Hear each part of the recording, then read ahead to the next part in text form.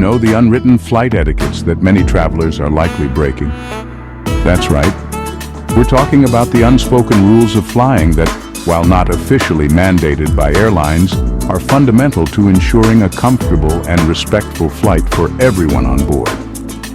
You might be surprised to find out that you've been breaking some of these rules without even realizing it. We've all been there, squeezed into a tiny seat, surrounded by strangers, and trying to navigate the complex social dynamics of an airplane cabin.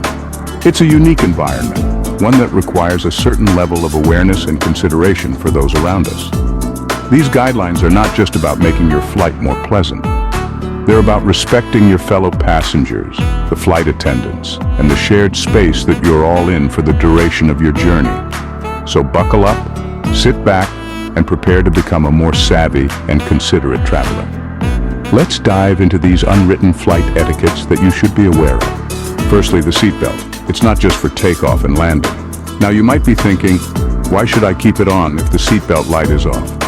Well, let me tell you, turbulence can be a sneaky fellow. It can happen unexpectedly and without warning. It's like nature's surprise party, and trust me, it's a party no one wants to attend. Wearing your seatbelt, even when the light is off, is like having an insurance policy against unexpected bumps and jolts.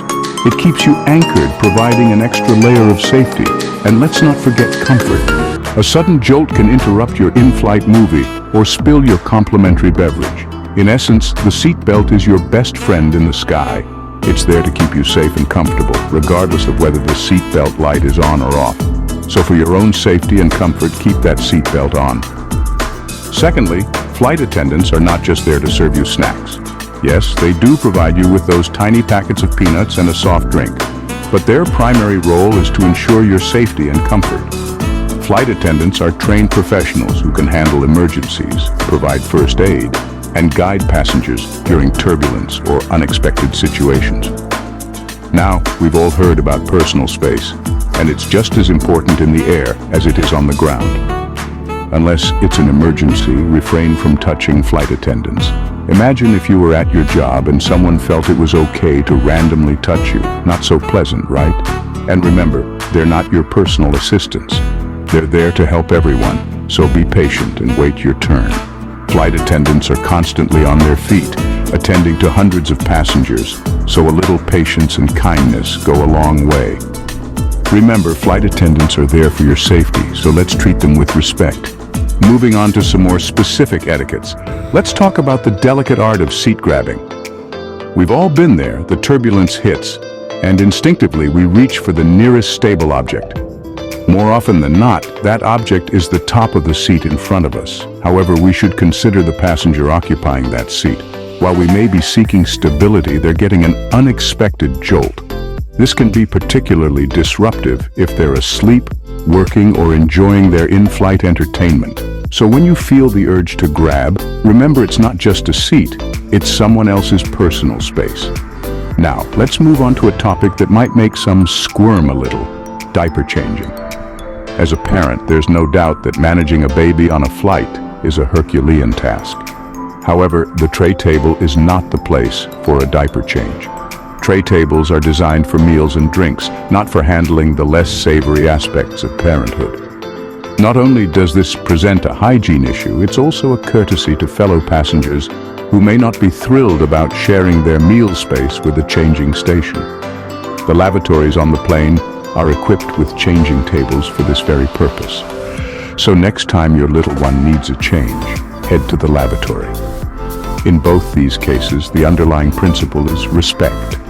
Respect for the personal space of others, respect for shared spaces, and respect for the flight experience of everyone on board. When we travel, we become part of a temporary community, sharing a common journey. Every action we take, no matter how small, can impact that journey for others. These are small actions, but they can make a big difference in the flight experience for everyone. Lastly, let's talk about deplaning. Now, we've all been there. The plane lands, the seatbelt sign turns off, and there's this immediate scramble to grab bags and rush towards the exit. But think about it. Is that rush really necessary? Perhaps not. Instead, consider this alternative. Wait patiently for your turn. Just like in a dance, there's a rhythm to deplaning. It starts from the front and moves progressively towards the back, row by row. By waiting for the row in front of you to clear before you stand up, you're not only showing respect for your fellow passengers, but also making the whole process more orderly and less chaotic.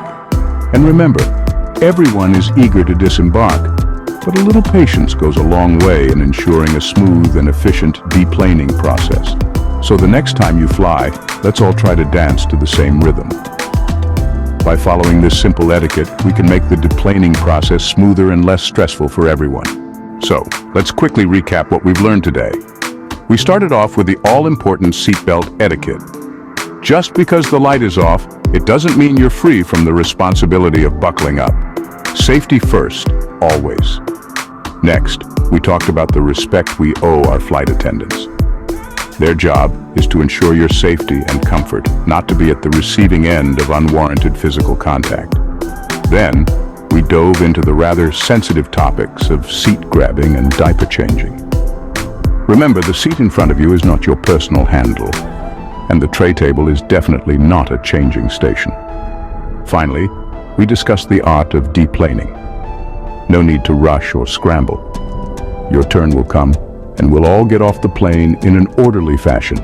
Remember, these etiquettes are not just about rules, but about making the flight a more pleasant experience for everyone. Safe travels.